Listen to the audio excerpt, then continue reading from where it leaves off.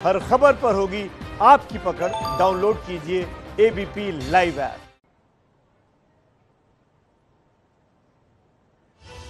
Highway पर हल्ला बोल।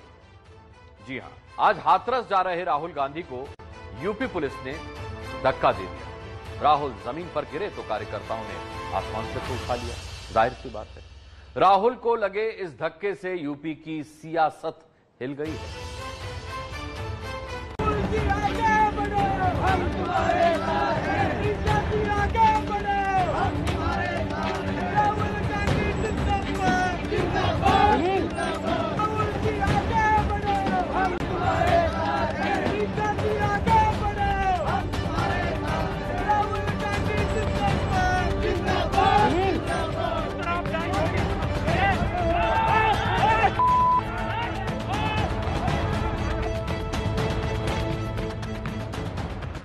समर्थकों के साथ हाथरस जा रहे राहुल गांधी जब एबीपी न्यूज से बात कर रहे थे, उसी वक्त यूपी पुलिस ने उन्हें ऐसे धक्का दे दिया। जाने नहीं दिया अगर आप लोगों को तो आतंक में क्या करेंगे? सरकार से जाएंगे। आज के हिंदुस्तान में सिर्फ मोदी पैदल जा सकता है, सिर्फ मोदी हवाई जहाज में उड़ सकता है, बाकी कोई नहीं घूम सकता। लेकिन सर आप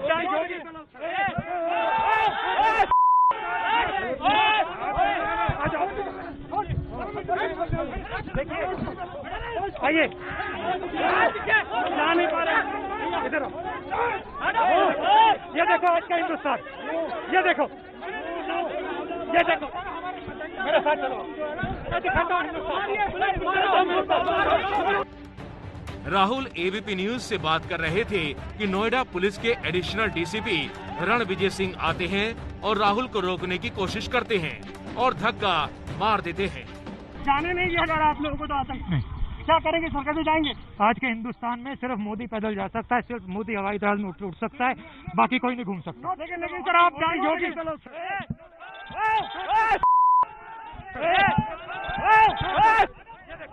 ये देखो आज का हिंदुस्तान। जब राहुल को धक्का लगा तो वहां खड़े पुलिस वाले लाठी तान लेते हैं। राहुल को एक बार नहीं 2 बार धक्का मारा गया।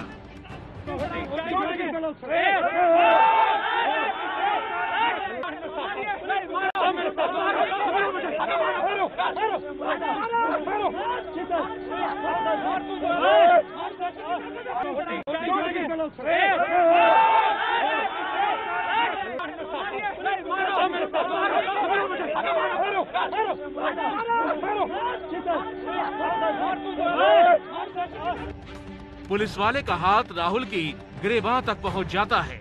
राहुल गांधी के कॉलर पर हाथ रखकर धक्का देने की कोशिश होती है तो कार्यकर्ता हंगामा मचा देते हैं। राहुल और प्रियंका गांधी हाथरस गैंगरेप पीड़िता के परिवार से मिलने नोएडा आगरा एक्सप्रेसवे से जा रहे थे, तभी पुलिस ने उन्हें रोक दिया। काफिला रोक दिया गया तो राहुल पैदल ही चल पड़े।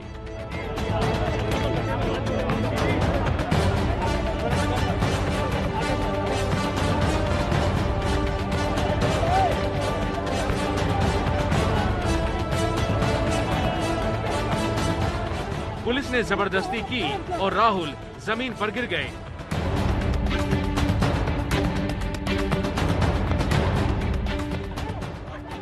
इसके बाद तो जैसे कोहराम मच गया।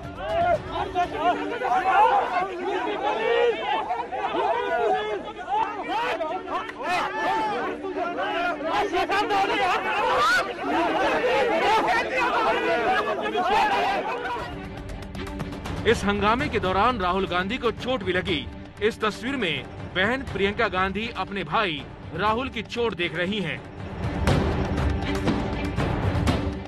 एबीपी न्यूज ने दोबारा राहुल गांधी से बात की तो राहुल का कहना था थोड़ी धक्का मुक्की हो जाती है। राहुल हाथरस जाने के लिए डटे रहे।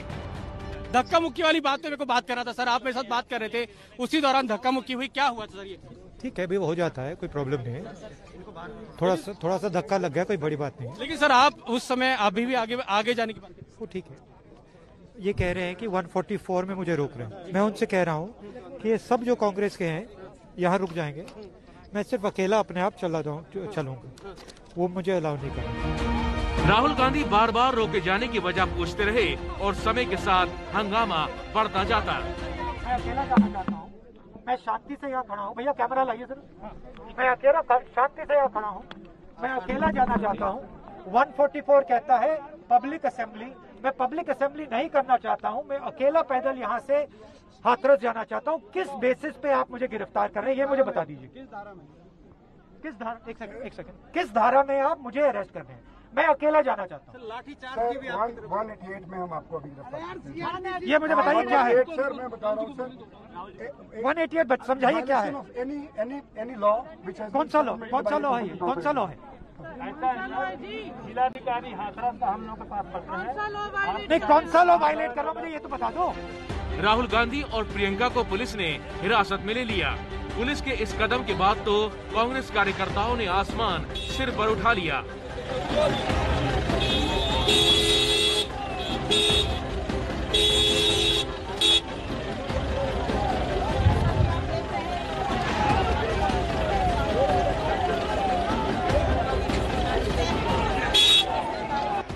राहुल के साथ हुई धक्का मुक्की को लेकर कार्यकर्ता हंगामा करने लगे। पुलिस ने कार्यकर्ताओं को रोकने के लिए लाठियां भाजनी शुरू कर दी।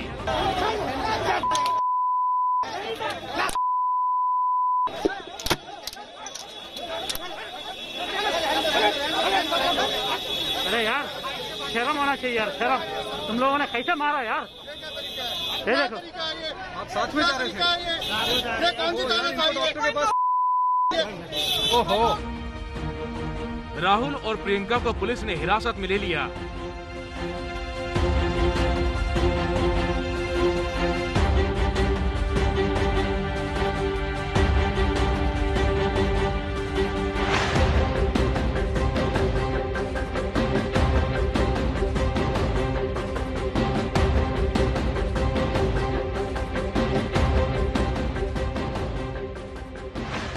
अब बीजेपी राहुल के साथ हुई धक्का मुक्की को नौटंकी बता रही है। न ही ये कोई सहानुभूति या संवेदनशीलता उनकी तरफ से या प्रियंका गांधी जी की तरफ से दिख रही है।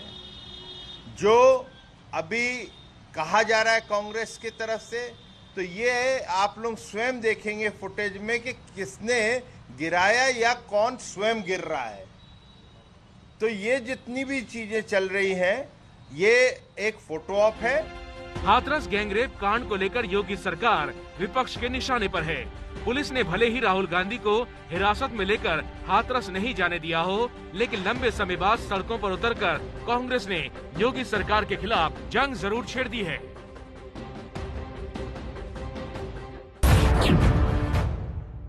इस वक्त हमारे साथ उत्तर प्रदेश के ADG law and order Prashant Kumar जुड़ रहे हैं। बहुत बहुत स्वागत है सर एबीपी न्यूज में आपका।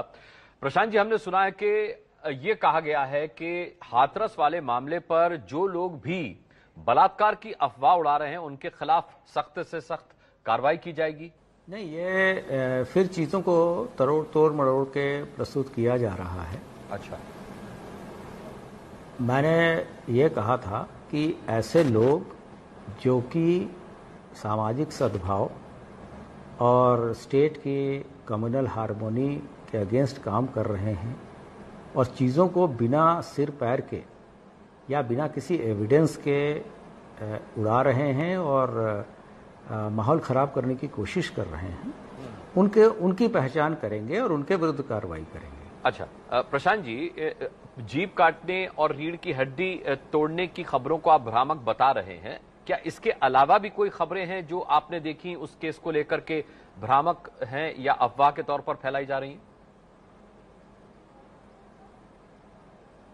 देखिए, आप इस चीज को समझने की कोशिश करिए कि यहाँ उत्तर प्रदेश में की जो कम्युनल और कास्ट हार्मनी है वो बहुत ही फ्रेजाइल है। रूरल एरिया में बहुत ही अथक प्रयास करके इन चीज़ों को मेंटेन किया जाता है। आपने देखा होगा कि पिछले 3 सालों में, 3.5 सालों में एक भी कम्युनल राइट्स नहीं हुए। सारे त्योहार बिना डिस्टरबेंस के खत्म हुए। महाकुंभ में किसी तरह की घटना नहीं हुई। और इसके अतिरिक्त जितने भी हमारे जो इन्वेस्टर समिट हैं और डिफेंस एक्सपो हैं, इसमें किसी तरह की कोई वारदात नहीं हुई। हमने कहा कि जब शुरू से पुलिस कह रही है कि आप वेट कर लीजिए, आप फॉरेंसिक साइंस लैबोरेटरी के रिपोर्ट आ जाने दीजिए, साइंटिफिक रिपोर्ट आ जाने दीजिए, तब किसी रेप के बारे में तभी कहना उचित होगा। ये हमारे या किसी व्यक्ति के विशेष के कहने से नहीं होगा, इसको कोर्ट ऑफ लॉ में प्रूफ करना पड़ेगा। लेकिन अगर पीड़िता कह रही है तो उसको तो माना जाएगा ना। पीड़िता का आखिरी बयान तो आपने भी सुना होगा सर। तो हमने नहीं, तो हमने तो उसको मना, हमने कहाँ मना किया जी? हमने उस चीजों को मना नहीं किया और हमने उस धाराओं पे ही हमने वेट नहीं किया जी। हमने फॉरेंसिक साइंस लैबोरेटरी के रिपोर्ट आने का वेट नहीं किया। हमने उसकी बात को सर्वोपरि मानते हुए उसमें गिरफ्तारी करी। लेकिन लोगों ने यहाँ के माहौल को विशिएट करने के लिए पहले से ही मास रेप के आरोप लगाने शुरू किए और तरह तरह के एडमिनिस्ट्रेशन पे एस्पर्शंस लगाने शुरू कर दिए ताकि माहौल बिगड़ जाए। जी, मैं आपसे ये पूछना चाह रहा हूं कि आज जो यमुना एक्सप्रेसवे पर हुआ, राहुल गांधी को हिरासत में लिया गया, क्या वो जरूरी था लॉ एंड ऑर्डर के लिए? उससे क्या खतरा था अगर वो जाकर पीड़ित परिवार से मिल लेते तो? इस संबंध में डिस्ट्रिक्ट मैजिस्ट्रेट हाथरस ने उत्तर प्रदेश के सभी जिलाधिकारियों को और सभी एसएसपी को ये चिट्ठी लिखी थी और वो उस तरह के आदेश पारित करने का उनको पूरा हक है कि लीगल तरीके से उन्होंने ऑर्डर दिया था कि किसी भी व्यक्ति को वहां की कानून व्यवस्था को देखते हुए वहां न आने दिया जाए और जो जहां है वहीं रोका जाए। लेकिन सर, सरकार के लोग तो मिलने जा रहे हैं। सरकार के लोग तो पीड़ित परिवार से मिल ही कार्रवाई की गई। ऐसे में विपक्ष भी अगर मिल लेगा तो दिक्कत क्या? उसमें लॉ एंड ऑर्डर को खतरा कैसे हो सकता है? मैं आपसे समझना चाह रहा हूं सर। नहीं, विपक्ष के लोग भी वहां मिले हैं और ये चीजें जो राजनीतिक प्रश्न हैं उसको देने के लिए इस तरह की चीजें मेरा बोलना उचित नहीं होगा।